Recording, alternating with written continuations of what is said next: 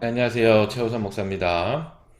네, 드디어 이제 우리 모세 오경이 끝나고 이제 여호수아 서로 이제 들어갔습니다. 신명기를 통해서 이제 모세의 마지막 그 설교들을 통해서 우리가 정말 하나님의 뜻과 또한 이스라엘 백성들을 향한 또 영적인 이스라엘을 향한 우리 하나님의 뜻을 우리가 살펴볼 수가 있었습니다. 드디어 이제 리더자가 바뀌고 이제 여호수아가 이제 이스라엘을 이끌게 되며 드디어 이제 가나안 땅 정복 전쟁에 이제 들어가는 이제 내용이 나오는 것이 이제 여호수아입니다. 그래서 오늘 우리 여호수아 통도 들어가기 전에 우리 여호수아에 대해서 기초 이론, 기초 지식에 대해서 좀 함께 살펴보려고 합니다. 여호수아는 이제 통틀어서 전체 주제라고 한다면 바로 약속의 땅을 정복하라 라는 그 말씀, 그리고 그 말씀을 이루는 그런 내용들이 나온다고 볼 수가 있습니다. 자, 이스라엘 백성은 이제 여호수아 인도로 하나님이 약속하신 대로 이제 가나안 땅에 이제 진격해서 들어가게 됩니다. 그리고 가나안 족속을 물리치고 이제 지파마다 자기 땅을 차지하게 되고 그곳에 이제 자리 잡고 이제 살게 된다는 그런 내용이 남아 있고, 다른 이제 여러 가지 곳곳에 이 중간중간에 이제 사건들 이제 그런 내용들이 들어가면서 여호수아서를 이루고 있습니다. 그러면 이제 우리 간략하게 먼저 여호수아서 이제 구조를 크게 구분해서 한번 보도록 하겠습니다. 여기 표에 보시면 자, 세 부분으로 나누어지죠. 자, 1장 1절부터 12장 24절까지는 가나안 정복의 준비와 또 이제 정복하는 그런 내용들이 나와 있다고 보시면 되고, 13장 1절부터 자, 21장 45절까지는 가나안 땅의 분배에 대한 내용이 나오고 있습니다. 그리고 이제 마지막 22장 1절부터 24장 33절까지는 여호수아의 마지막 날들에 대해서 나타내고 있고요. 연대에 대한 것은 그냥 참고해 주시면 될 것 같고, 이 목적을 보면 그 여호수아에서의 이제 목적이죠. 자, 이스라엘 백성은 광야 생활을 마치고 마침내 요단강을 건너 하나님이 약속하신 가나안 땅으로 들어갑니다. 그런데 약속의 땅은 공짜로 주어지지 않았습니다. 이스라엘은 이 땅을 정복하기 위해 전쟁과 희생을 치러야 했습니다. 가나안 성읍은 대개 정복되고 나서 불태웠습니다. 언덕 위에 있어 방어에 유리한 성읍만 살아남았습니다. 근데 얼마 지나지 않아 가나안 땅의 정쟁이 멈추긴 했지만 이스라엘이 완전히 정복한 것은 아니었습니다. 그리고 원주민도 여전히 이스라엘 백성들 가운데 머물렀고 결국 이것이 문제가 됩니다. 라는 것이죠.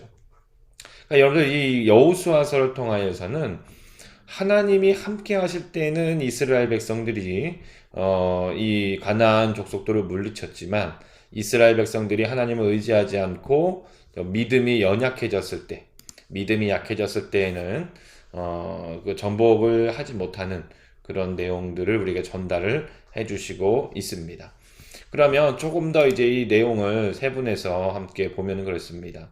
자, 첫 번째 단락인 가나안 정복 1장 1절부터 12장 24절까지인데, 여러분들 1장 1절부터 2장까지는 이제 정복을 위한 준비입니다. 자, 여호수아는 온 지파에게 이제 강을 건널 준비를 하라고 명령하는 내용이 나오고요. 이제 강 동편 땅을 이미 차지한 루벤과 갓과 므낫세 반지파도 형제들을 위하여 함께 건너가라 라고 말씀을 주시고 있고요. 특별히 여기서 이제 우리가 기억하는 것은 여리고로 보낸 두 정탐꾼이 라합의 도움으로 위기를 모면하는 내용들이 나오고 있습니다. 그 다음에 이제 3장 1절부터 우리 5장 12절까지는 요단강을 건너는, 그리고 길갈에서의 헌신의 내용이 나오고 있는데요. 자, 여호수아는 지파마다 요단강에서 돌을 하나씩 가지고 나와서 길갈에 세워 표징을 삼게 하고, 제사장들이 서 있었던 요단강 한가운데에도 12돌을 세웁니다. 그리고 이 말씀 속에서 자, 이스라엘 자손들에게 이제 할례를 실행하고요. 자, 백성이 유월절을 지키고 이튿날 가나안의 소산을 먹자 광야에서부터 하나님이 주셨던 만나가 그치게 됩니다. 그리고 이제 5장 13절부터 이제 7장까지는 자, 여리고 함락과 아간의 범죄에 대해서 나옵니다. 자, 여리고 함락은 매일 성 주위를 한 번씩 조용히 돌고 일곱째 날에 7번 돌고 제사장들이 나팔을 불 때 백성이 크게 외치죠. 이때 성이 무너져서 이제 정복을 하게 되는 말씀이 나오고, 근데 이때 여리고 성을 점령할 때 하나님께서 모든 것을 진멸하고 하나님께서 불태워 드려라 라고 이야기했습니다. 그런데 아간이 하나님의 것을 훔쳤습니다. 욕심 때문에. 이에 이제 아이성 전투에서 패하고 말죠. 자, 그래서 8장부터 이제 9장까지는 아이성 전투와 기브온 주민의 속임수 내용이 나옵니다. 이제 아간의 범죄를 처단하고 회개함으로 하나님이 인도해 주셔서 아이성을 점령하죠. 그리고 바로 이어서 기브온 주민이 아주 먼 곳에서 왔다고 속이며 화친을 요구하고, 자, 여호수아는 이때 하나님께 묻지 않은 채 그들과 조약을 맺어버립니다. 그리고 이제 10장 이제 말씀인데요. 10장 1절부터 43절은 아모리 왕들과의 전쟁이 나옵니다. 자, 이스라엘이 기브온과 화친을 맺자 아모리 족속 다섯 왕이 군대를 모아서 이제 기브온을 공격합니다. 배신했다고. 이때 기브온은 여호수아에게 또 이스라엘에게 조약에 대한 내용을 상기시키면서 자신들을 도와달라, 보호해달라고 이야기하죠. 이에 여호수아와 이스라엘 백성들은 기브온을 돕고 보호함으로 이 아모리 족속 다섯 왕을 물리치게 되죠. 그리고 이제 11장의 말씀, 11장 1절부터 23절의 말씀은 이제 가나안 북방왕들과의 전쟁입니다. 가나안 북방왕들도 이스라엘 대적해서 연맹을 형성해요. 그런데 여호수아가 하나님의 도움으로 그 땅을 다 점령을 하게 됩니다. 그리고 말씀 속에서는 점령한 땅에서는 이제 전쟁이 그치게 되었다라고 평화에 대해서 말씀을 주시죠. 그리고 이제 12장 1절부터 24절까지는 정복한 왕들의 명단에 대해서 나옵니다. 자, 우리가 그림을 한 번 더 보시면서 어떻게 이스라엘 백성들이 가나안 땅을 정복했는지 잠깐 보도록 하겠습니다. 자, 이 지도에 보시면 잘 보이시는지 모르겠지만 좀 복잡해서 여기가 이제 요단 동편입니다. 요단 동편. 자, 이스라엘 백성들이 여기서부터 이제 요단강을 건너서 이제 여리고성을 함락하게 되죠. 그러니까 여러분들 가나안 땅이 이렇게 크게 있습니다. 가나안 땅이 이렇게 크게 있는데 이스라엘 백성들은 가나안 땅의 중심부를 치고 들어가서 이제 여리고를 점령하고 밑으로 내려옵니다. 그래서 밑에 지역을 점령한 다음에 다시 위로 올라가서 위의 지역을 점령하게 되는 것이죠. 그래서 이스라엘 백성들은 이 가나안 땅과 이 요단 동편 땅을 이제 얻게 되는 그런 내용이 여호수아서에 나오고 있습니다. 12장 말씀까지는 이제 우리 그 정복한 땅에 대해서 이제 말씀을 주셨고요. 13장 1절부터 21장 45절까지는 이제 가나안 땅의 분배에 대해서 이제 말씀을 주십니다. 좀 더 이제 세부적으로 들어가면 이제 13장 1절부터 33절 13장의 말씀은 미점령 지역과 요단 동편에 대해서 이야기 주거든요. 이제 여호수아가 많이 늙었습니다. 그러니까 이전에 세월이 많이 흐른 것이죠. 여호수아가 이제 많이 늙어서 정복해야 할 가나안 땅은 여전히 많이 남아있는 상태였습니다. 하나님이 도와주시는데도 왜 백성은 약속된 땅을 정복하러 나서지 않았는지 여호수아가 굉장히 답답했을 것 같다는 생각이 들어요. 그래서 이스라엘 가나안 정복기라고 할 수 있는 여호수아서나 사사기에 실제로 정복한 땅이 생각보다는 적습니다. 이게 이제 이스라엘은 정복할 때마다 지파들이 정착해 거주할 수 있도록 땅을 했어야 됐었어요. 이 땅을 분배할 때 분배의 원칙은 인구수에 따라 제비를 뽑는 것이었지만 해당 지역의 정복 과정에서 지파별로 세운 공적도 고려되었습니다. 자, 이제 14장 1절부터 15장까지 말씀은 유다 지파의 땅 분배에 대해서 나오거든요. 이제 기럇 아르바라고 하는 헤브론은 갈렙이 기업으로 이제 돌아가게 됩니다. 이제 갈렙은 당시에 85세 나임에도 불구하고 하나님의 말씀대로 순종해서 거인 아낙 자손을 몰아내고 헤브론 산지를 차지하게 되죠. 그 다음에 이제 16장부터 이제 17장의 말씀은 에브라임과 므낫세 반지파의 땅 분배에 대해서 나오거든요. 여러분들 이 에브라임과 므낫세 지파는요, 요셉 자손의 지파입니다. 요셉의 두 아들이죠. 그래서 이 기업을 분배받는 과정에서 이 두 지파가 여호수아에게 이의를 제기합니다.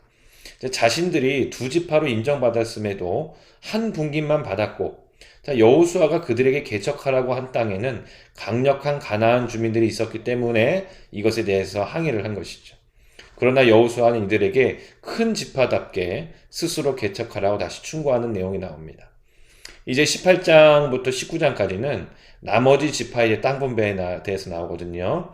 그래서 이스라엘 회중이 실로에 모여서 회막을 세우고 나머지 7지파 땅 분배에 대해서 상의를 하게 됩니다. 자, 요 부분에 지금까지 요 부분 우리 땅 분배에 대해서 우리 또 사진을 함께 좀 보도록 하겠습니다. 자, 여기 사진을 보시면 이제 요 가나안 지역, 요단 동편에 대한 지역에 대해서 이제 땅 분배된 것을 볼 수가 있죠. 자, 르우벤 지파가 여기 밑에 요단 동편 밑에 쪽에 있고요. 또 갓 지파가 요곳에 있습니다. 그리고 동므낫세 지파. 므낫세 지파가 이게 땅을 크게 차지하게 됐습니다. 서므낫세, 동므낫세 지파고요. 여기를 이제 기점으로 해서 보시면 자, 우리 납달리, 그리고 아셀, 스불론, 이사갈, 그리고 에브라임, 이제 베냐민, 단. 이제 여기서 중요한 게 유다 지파입니다. 유다 지파가 밑에 지역인데 시므온 지파는 요 안에 가운데에 들어가서 같이 정착을 하게 되죠. 이런 형식으로 이제 그 이스라엘 지파별로 땅 분배가 되었고 곳곳에 여러분들 다 정복 전쟁이 다 정복이 된 것이 아닙니다. 이미가 미리 땅 분배를 해놓고 이곳을 선포했고 이곳에서 이제 스스로 전쟁을 해서 또한 개척을 해라, 정복을 해라라는 그런 명령이 이스라엘 백성들에게 주어졌던 것이죠. 자, 그 다음에 이제 그 20장의 말씀은 도피성입니다. 굉장히 독특한 그런 제도인데, 자, 도피성은 고의가 아닌 사고로 누군가를 해친 사람이 목숨을 구하기 위해서 피하는 곳입니다. 여러분들 이 당시에 그 법이 그래요. 이 당시의 법이 눈에 눈, 이에는 이입니다. 누군가 내 가족을 죽였으면 나도 저 살인자를 또 죽일 수 있는 그런 제도였던 것이죠. 그래서 여러분들 이 도피성은 고의로 사고로 사람을 다치거나 죽게 했을 때 그의 생명을 유지하기 위해서 피하게 된 것이죠. 바로 이제 피해 보복을 멈추기 위한 중간지대였다고 보시면 될 것 같아요. 이 살인자는 이제 재판을 받기까지 또는 대제사장이 죽을 때까지 도피성에 머물렀고요. 이스라엘 안에 거하는 이방인들도 이 도피성으로 피할 수가 있었습니다. 그리고 이제 두 번째 큰 단락의 제일 마지막 이제 레위 사람의 성읍에 대해서 이야기합니다. 자, 21장의 말씀인데, 자, 레위인은요 하나님의 명령대로 다른 지파처럼 땅을 기업으로 받지 않았습니다. 왜냐하면 레위인의 기업은 하나님이시기라고 말씀해 주셨기 때문이죠. 하지만 이들에게도 머물 성읍과 가축을 위한 목적지가 필요하겠죠. 그래서 각 지파마다 제비 뽑아가지고 레위인에게 성읍을 내어 주었습니다. 자, 그리고 이제 마지막 우리 큰 단락입니다. 세 번째 큰 단락, 여호수아의 마지막 날들. 자, 22장부터 24장까지고요. 첫 번째 요 부분의 첫 번째는 이제 22장 1절부터 이제 34절 22장 말씀인데, 자, 요단 동편 지파의 귀환입니다. 자, 르우벤과 갓과 므낫세 반지파가 있잖아요. 요단 동편에 정착을 했던 이들은 이제 전복 전쟁을 어느 정도 일단락 다 도와주고 자기들 가족이 있는 요단 동편 거주지로 돌아가게 됩니다. 그런데 여기서 요단 언덕에 이르렀을 때 큰 제단을 쌓아요. 근데 여러분들 이 그 제단이 참 문제가 됐습니다. 왜냐하면 여러분들 이스라엘 12지파는 하나님의 말씀을 듣는 하나의 공동체로 하나의 제단에 대한 개념을 가지고 있었는데, 이 요단 동편에 있는 지파들이 자기들만의 독자적인 제단을 쌓았다는 이 의미는 어찌 보면 독립선언으로 여겨질 수도 있었기 때문에 문제가 되었던 것이죠. 이에 서쪽 지파들이 대표를 보내서 그들에게 항의를 합니다. 자, 이에 요단 동편에 있는 지파들은요, 자, 하나님의 백성으로서 자신들의 분깃이 부정될까봐 증거로 삼기 위해 제단을 쌓았다고 해명을 하고, 이것을 통해서 이제 갈등이 어느 정도 해소가 됩니다. 자, 23장부터 이제 24장 28절까지는 이제 여호수아의 마지막 당부가 나옵니다. 그래서 이제 여호수아는 온 백성을 세겜으로 불러 모으고 다시 한번 당부를 하는데요. 여호수아의 유언과도 같은 당부는 하나님의 율법을 지키고 자루나 우루나 치우치지 말라는 것이었습니다. 그리고 아직도 정복해야 할 땅이 많이 남아있기 때문에 여호수아는 하나님을 믿고 의지할 때만 이 땅들을 차지할 수 있다고 재차 강조하고요. 또 그는 고별 설교를 통해서 아브라함을 택하신 것으로부터 시작해가지고 이스라엘 역사를 요약해서 이스라엘 백성들에게 전달을 합니다. 이제 마지막 24장 29절부터 33절에는 여호수아의 죽음에 대해서 기록을 하고 있습니다. 자, 이처럼 이제 여호수아서를 크게 세 구조로, 그리고 결론적으로는 가나안 정복 전쟁과 가나안 땅 배분과 그리고 이스라엘 백성들을 향한 당부의 말씀이 있다라고 기억을 하시면 될 것 같습니다. 자, 그러면 이번 우리 여호수아서 통독 시간도 하나님이 주신 큰 은혜를 누리시고 성령의 역사로 깊게 또 깊은 은혜를 깨달으시는 아주 귀한 시간이 되기를 바라겠습니다.